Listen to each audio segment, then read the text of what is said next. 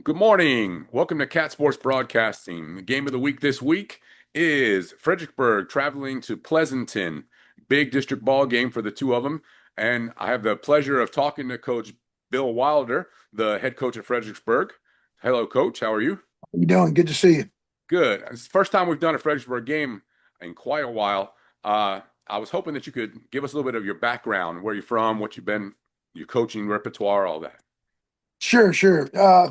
Originally from down in Sugar Land area, and I started coaching at my old high school, which was Kempner High School. So that's kind of my background. And then after being in Sugar Land, Fort Bend ISD for about 7 years, I was also at Westfield for 1 year. I opened up as the head coach at Vista Ridge High School up in Leander ISD. Hmm. That was 2003 through 2010. Actually 2009, and then I went over to Georgetown. And then when Coach Moffitt got this job, I was at Georgetown, and he'd actually worked for me when we were at Vista Ridge. And he asked me if I'd like to come out to Fredericksburg. So, Right. I said, absolutely, I'm on my way.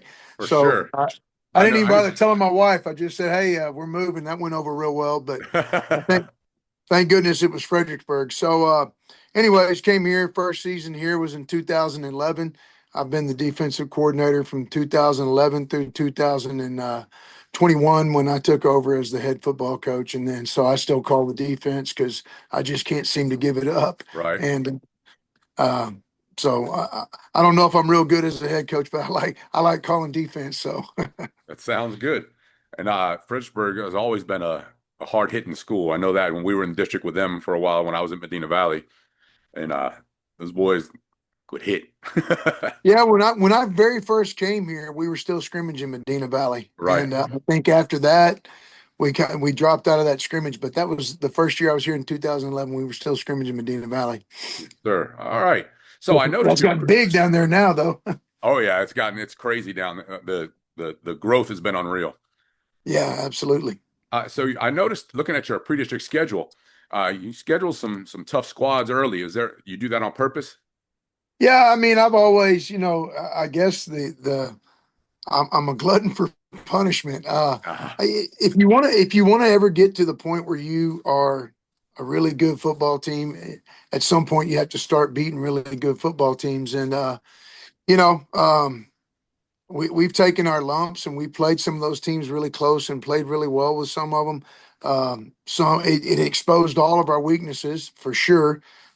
This year we started off with tons of sophomores starting and for uh-huh. us, and and we also started with about 13 kids that were injured or out, starting the season off. So we had to grow up really, really fast. So yeah, I've always liked to schedule a challenging pre-district schedule so that we can, grow up. I think that's when I get to the playoffs, I don't want to be shocked. And of course, we have some really good teams in our district, so you're not Right. exactly shocked. But even when I get to district, I want to have been to where I can say, "Hey, we've played really good teams, Right. so we're ready to go in and play really good teams, and not, oh my gosh, we got to really step up." So yeah, that's kind of the mentality behind it. All You want to right. be good, play good people. I saw so now you're 2-5 on the year. You're what, 1-2 in district? Yeah, no, just 1-1. 1-1. Okay. Yeah. And uh who have you played in district so far? I saw What Davenport did last I week, said correct? 1-1. You're right. 1-2. I can't do math. I'm sorry. 1-2. Yeah, 1-2 in district. My fault. Yeah, We saw a Davenport game earlier this year, and we saw how good of a squad that they have. And yeah, those I saw guys. Yeah, I saw that you all last week. I mean, it was what 20 something to 0, but at halftime it was only 10-0, I think.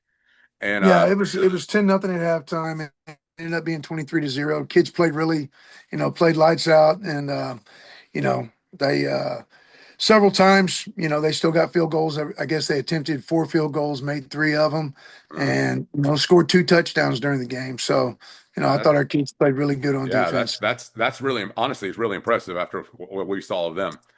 Yeah, Now those speaking those of they've been averaging about 55. So I yes, was and proud of they our only and kids. I think I when we did them they were averaging about 55, it's correct, and only giving up like 14 a game. And Yeah. so that's I mean I'm really impressed with y'all's defensive squad right there holding them to like what you did. Yes, sir. Thank Uh, you. Now coming in, you have Pleasanton coming in, and it's really like we said, it's a big ball game for the two of you for that our playoff spot. I mean, the front runner for one of those playoff spots. Yeah, And absolutely. so what have you seen from Pleasanton there on video this week? Watching Pleasant, and they have a new head coach, Coach Liska, became the AD, and Right. so it's a different scheme that we had seen in the past, but they are running 22 personnel, two backs, two tight ends. They're Hmm. really big up on their offensive line. Um, Very physical running game, and they're gonna run the ball about 80% of the time and Right. come right at you over and over again. And it's that type of mentality. You think you're playing really, really good defense, but 2.5 yards 4 times in a row is the first time. So Right. and even if they're not ripping off big yardage every single time, they are hammering.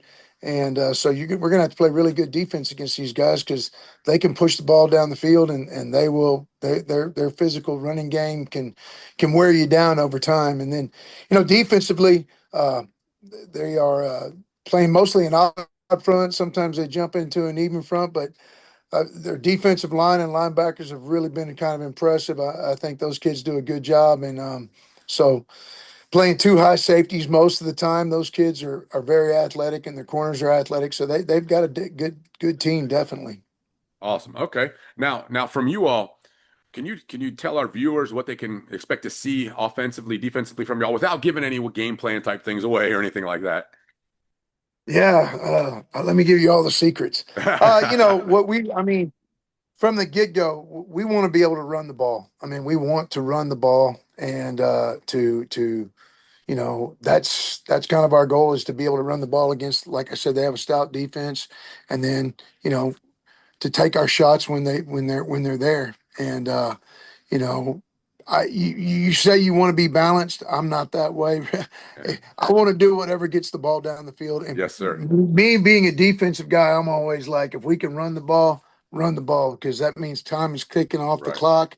And when you're playing a team like these guys, like I said, that they have such a physical run game, you want to keep them off the field Mhm. because they can burn a lot of clock and they can Right. put you into a bind real fast. So that's what we kind of want to do offensively and defensively. Like I said, it's about stopping the run with these guys.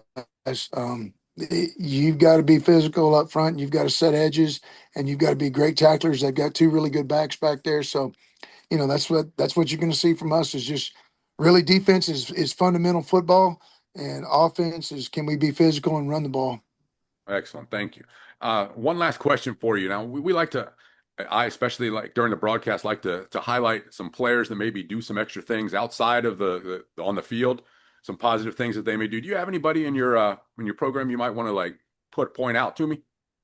There's always been one young man that just to me has always gone above and beyond to whether it's helping other students out or going down to Boys and Girls Club or just volunteering his time. He'll take his lunch and go sit with kids that normally aren't uh, very social. Right. And Victor Ortega is one of our captains. He's a senior, and he's just always been that kind of kid that goes above and beyond to try to find ways to help out other kids. And he's a kid that I'm encouraging and saying, "Hey, man, I really want you to think about teaching and coaching down the road." Oh yeah. Just because he's got that thing, and that I think that as an adult he'd be a kid magnet and a guy that could really change some lives. So he's one that really jumps out at me like that. Excellent. Thank you. And I want to say thank you for joining us. It's been great talking to you now, and good luck this week in the big ball game. I All right. appreciate it. Thank you, and thank you for Yes, having me. sir. Thank you.